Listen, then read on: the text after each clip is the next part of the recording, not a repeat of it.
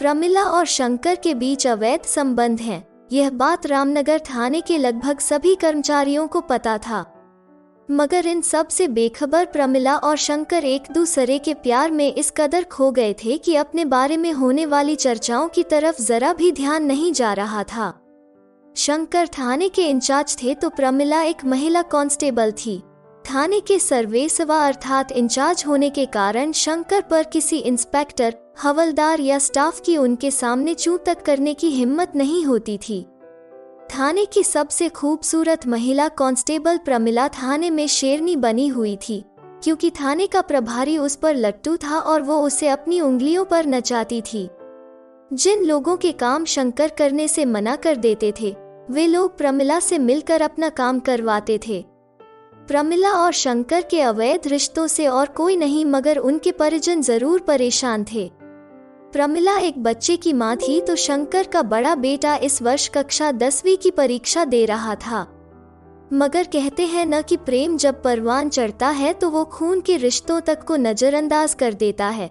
प्रमिला के घर में अक्सर इस बात को लेकर पति पत्नी के बीच झगड़ा होता था, मगर प्रमिला हर बार यही दलील देती थी कि लोग उनकी दोस्ती का गलत अर्थ निकाल रहे हैं। थाना प्रभारी जटिल केस के मामलों में या जहां महिला कांस्टेबल का होना बहुत जरूरी होता है, तभी उसे दौरों पर अपने साथ ले जाते हैं। थाने की बाकी महिला कांस्टेबलों को यह मौका नहीं मिलता है, इसलिए वे लोग मेरी बदनामी कर रहे हैं। यही हाल शंकर के घर का था, मगर वे भी बहाने और बातें बनाने में माहिर थे। उनकी पत्नी रो धो कर चुपचाप बैठ जाती थी। शंकर किसी न किसी केस के बहाने शहर से बाहर चले जाते थे और अपने साथ प्रमिला को भी ले जाते थे। अपने शहर में वे दोनों बहुत कम बार साथ साथ दिखाई देते थे ताकि उनके अवैध प्रेम संबंधों को किसी को पता न चले। लेकिन कहते हैं न कि खांसी और प्यार कभी छिपाए नहीं छिपता, इनके साथ भी यही हो रहा था। एक दिन शाम को प्रमिला अपने प्रेमी शंकर के साथ एक फिल्म देखकर रात देर से घर पहुंची तो उसके पति ने हंगामा खड़ा कर दिया। दोनों में जमकर हंगामा हुआ। प्रमिला के घर में घुसते ही अमित ने गुस्से से कहा, प्रमिला, तुम्हारा चाल चलन मुझे ठीक नहीं लग रहा है। पूरे मोहल्ले में तुम्हारे और डीएसपी शंकर के अवैध संबंधों के चर्चे हो रहे हैं। तुम्हें शर्म आनी चाहिए। एक बच्चे की मां होकर तुम किसी पराये मर्द के साथ गुलछर्रे उड़ा रही हो। अमित की बात बीच में ही काटती हुई प्रमिला ने शेरनी की दहाड़ती हुई बोली, अमित, बस करो, मैं अब और नहीं सुन सकती। तुम मेरे पति होकर मुझ पर ऐसे घिनौने लांछन लगा रहे हो। तुम्हें शर्म आनी चाहिए। मेरे और थाना प्रभारी के बीच दोस्ताने रिश्ते हैं। कई बार जटिल और महिलाओं से संबंधित मामलों में जब दूसरी जगह जाना पड़ता है तब वे मुझे अपने साथ ले जाते हैं, जिसके कारण बाकी के लोग मुझसे जलते हैं और मुझे बदनाम करते हैं। अमित, तुम्हें एक बात बता दूं कि तुम्हारी यह 2 टके की मास्टर की नौकरी से हमारा घर नहीं चल रहा है। तुम्हारी तनख्वाह से तो राजू के दूध के 1 महीने का खर्च भी नहीं निकलता है, समझे? फिर तुम्हारे बूढ़े माम पिता भी तो हमारी छाती पर बैठे हुए हैं। उनकी दवाओं का खर्च कहाँ से आता है, यह भी सोचो। अमित, पैसे कमाने के लिए कड़ी मेहनत करनी पड़ती है, कई पापड़ बेलने पड़ते हैं। थाना प्रभारी के साथ मेरे अच्छे संबंधों की बदौलत मुझे ऊपरी कमाई में ज्यादा हिस्सा मिलता है। फिर मैं उनके साथ अक्सर दौरे पर जाती हूँ तो तब टीएडीए आदि का मोटा बिल भी बन जाता है। यह सब मैं इस परिवार के लिए कर रही हूँ।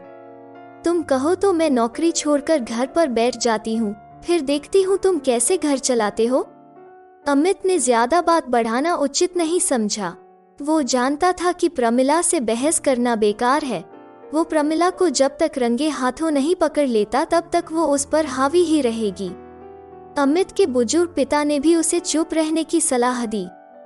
वे जानते थे कि घर में अगर रोजाना कलह होते रहेंगे तो घर का माहौल खराब हो जाता है और घर में सुख शांति भी नहीं रहती है। उन्होंने अमित को समझाते हुए कहा, बेटा अमित, बहू से झगड़ा मत करो। उस पर अगर इश्क का भूत सवार होगा तो वो तुम्हारी एक भी बात नहीं सुनेगी। इस समय उल्टा चोर कोतवाल को डांटने वाली स्थिति बनी हुई है। जब उसकी अक्ल ठिकाने आएगी तब सब कुछ ठीक हो जाएगा। बेटा, वक्त बड़ा बलवान होता है। आज उसका वक्त है तो कल हमारा भी वक्त आएगा। अपने उम्रदराज पिता की बात सुनकर अमित ने खामोश रहने का निर्णय ले लिया। एक दिन जब प्रमिला अपने घर जाने के लिए रवाना हो रही थी, तभी उसे शंकर ने बुलाया। प्रमिला, हमारे हाथ एक बहुत बड़ा बकरा लगने वाला है, याद रखना किसी को खबर न हो पाए। कल सुबह 4 बजे हमारी टीम ABN कंपनी के मालिक के घर पर छापा डालने वाली है। कंपनी के मालिक सुरेश का बंगला नेपियन सी रोड पर है। हम आज रात उसके बंगले के ठीक सामने स्थित होटल हिल्टन में ठहरेंगे। मैंने हम दोनों के लिए वहां पर एक कमरा बुक कर दिया है। टीम के बाकी सदस्य सुबह हमारे होटल में पहुंचेंगे। इसके बाद हमारी टीम आगे की कार्रवाई के लिए रवाना हो जाएगी। तुम जल्दी से अपने घर चली जाओ और तैयारी करके रात 9 बजे सीधे होटल पहुंच जाना। मैं तुम्हें वहीं पर मिलूंगा। यस सर, मैं पहुंच जाऊंगी, कहते हुए प्रमिला थाने से बाहर निकल गई। सुबह ठीक 4 बजे सायरन की आवाज गूंज उठी। 2 जीपों में सवार पुलिसकर्मियों ने AB कंपनी के बंगले को घेर लिया। गहरी नींद में सो रहे बंगले के चौकीदार हड़बड़ा कर उठ गए। पुलिस को गेट पर देखते ही उनकी घिघी बंद गई। चौकीदारों ने गेट खोल दिया। कंपनी के मालिक सुरेश के घर वालों की समझ में कुछ आता इससे पहले पुलिस ने उन सब को एक कमरे में बंद करके घर की तलाशी लेनी शुरू कर दी। प्रमिला को सुरेश के परिवार की महिला सदस्यों को संभालने का जिम्मा सौंपा गया था। करीब 2 घंटे तक पूरे बंगले की तलाशी जारी रही। छापे के दौरान पुलिस ने बहुत सारा सामान जब्त कर लिया। कंपनी का मालिक सुरेश बड़ी खामोशी से पुलिस की कार्रवाई को देख रहा था। वो भी पहुंचा हुआ खिलाड़ी था। उसे पता था कि शंकर एक नंबर का भ्रष्ट पुलिस अधिकारी है। उसे छापे में जो गैरकानूनी सामान मिला है उसका आधा तो शंकर और उसके साथ ही हड़प लेंगे। फिर बाद में शंकर की थोड़ी जेब गरम कर देगा तो वो मामले को रफा-दफा भी कर देगा। बंगले पर छापे के दौरान मिले माल के बारे में सुनकर थाने के अन्य पुलिस वालों के मुंह से लार टपकने लगी। शंकर ने सभी के बीच माल का जल्दी से बंटवारा करना उचित समझा। बंटवारे को लेकर उनके अर्दली और कुछ कांस्टेबलों में झगड़ा भी शुरू हो गया। शंकर ने अपने अर्दली और अन्य कांस्टेबलों को समझाया, मगर उनके बीच लड़ाई कम होने के बजाय बढ़ती ही गई। शंकर ने छापे में मिला हुआ कुछ महंगा सामान उसी होटल के कमरे में छिपा कर रखा था। इधर बंटवारे से नाराज अर्दली और 2 कांस्टेबल शंकर से बदला लेने की योजना बनाने लगे। उन्होंने तुरंत अपने इलाके के SP आलोक प्रसाद को सारी घटना की जानकारी दी। उन्हें यह भी बताया कि शंकर और प्रमिला हिल्टन होटल में रुके हुए हैं। उन्हें रंगे हाथ पकड़ने का यह सुनहरा मौका है। SP आलोक प्रसाद को यह भी सूचना दी गई कि कंपनी मालिक के घर पर पड़े छापे के दौरान बरामद माल का एक बड़ा हिस्सा शंकर और प्रमिला ने अपने कब्जे में रखा था, जो उसी होटल में रखा हुआ है। SP आलोक प्रसाद अपनी टीम के साथ तुरंत होटल हिल्टन पर पहुंच गए। इस मौके पर कंपनी के मालिक के साथ साथ शंकर की पत्नी और प्रमिला के पति को भी होटल पर बुला लिया गया ताकि शंकर और प्रमिला के बीच के अवैध संबंधों का पर्दाफाश हो सके। SP आलोक प्रसाद ने डुप्लीकेट चाबी से होटल के कमरे का दरवाजा खुलवाया तो कमरे में शंकर और प्रमिला को बिस्तर पर नग्न अवस्था में सोए देखकर सभी हैरान रह गए। SP को सामने देखकर शंकर की हालत पतली हो गई। वो बिस्तर से कूदकर अपने आप को संभालते हुए उन्हें सैल्यूट करने लगा। शंकर के सैल्यूट का जवाब देते हुए आलोक प्रसाद ने व्यंग्य से कहा, शंकर पहले कपड़े पहन लो फिर सैल्यूट करना। यह तुम्हारे साथ कौन है? इसे भी कपड़े पहनने के लिए कहो। प्रमिला की समझ में कुछ नहीं आया कि यह सब क्या हो रहा है। वो दौड़कर बाथरूम में चली गई।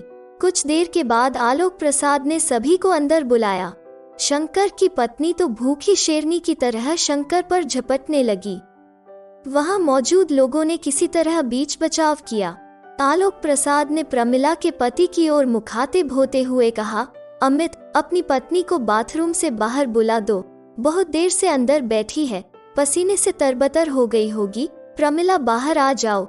अब अपना मुंह छिपाने से कोई फायदा नहीं है। तुम्हारा मुंह तो काला हो चुका है और तुम्हारी करतूतों का पर्दाफाश भी हो चुका है, अमित तैश में आकर कहा। प्रमिला नजरें और सिर झुकाते हुए बाथरूम से बाहर आई। उसे देखते ही अमित आग बबूला हो उठा और वो प्रमिला पर झपटने के लिए आगे बढ़ा, मगर उसे भी समझा कर रोक दिया गया। अमित, अब पुलिस अपना काम करेगी, इन दोनों को इनके अपराधों की सजा जरूर मिलेगी, कहते हुए आलोक प्रसाद शंकर के करीब पहुंचे और उनके कंधे पर हाथ रखते हुए बोले, शंकर, कंपनी मालिक के घर छापे के दौरान जब्त माल कहाँ है? जल्दी से बाहर निकालो। कोई भी सामान छिपाने की तुम्हारी कोशिश नाकाम होगी, क्योंकि इस वक्त हमारे बीच कंपनी का मालिक भी मौजूद है। शंकर ने प्रमिला को अंदर से बैग लाने को कहा। प्रमिला चुपचाप एक बड़ा सूटकेस लेकर आई। भारी भरकम सूटकेस देखकर आलोक प्रसाद ने एक इंस्पेक्टर से कहा, सूटकेस अपने कब्जे में ले लो और इन दोनों को पुलिस स्टेशन लेकर चलो। अब आगे की कार्रवाई वहीं होगी। सिर झुकाए हुए शंकर और प्रमिला एक कांस्टेबल के साथ कमरे से बाहर निकल गए हैं। एसपी आलोक प्रसाद शंकर और प्रमिला को रोककर बोले, आप दोनों एक बात याद रखना, जो आदमी अपने परिवार को धोखे में रखकर उसके साथ अन्याय करता है, अनैतिक संबंधों में लिप्त होकर अपने परिवार की सुख शांति भंग करता है, और जो अपनी नौकरी के साथ बेईमानी करता है, उसे एक न एक दिन बहुत बड़ी कीमत चुकानी पड़ती है। वे दोनों सिर झुकाए चुपचाप खड़े थे। उन्हें पता था कि अब आगे न सिर्फ उनकी नौकरी छिन जाएगी, बल्कि जेल भी जाना होगा। लालच और वासना ने दोनों को मुंह दिखाने लायक नहीं छोड़ा था। तो दोस्तों, आपको ये कहानी कैसी लगी? प्लीज लाइक करें और रोज नई कहानियों के लिए चैनल को सब्सक्राइब जरूर करें। धन्यवाद।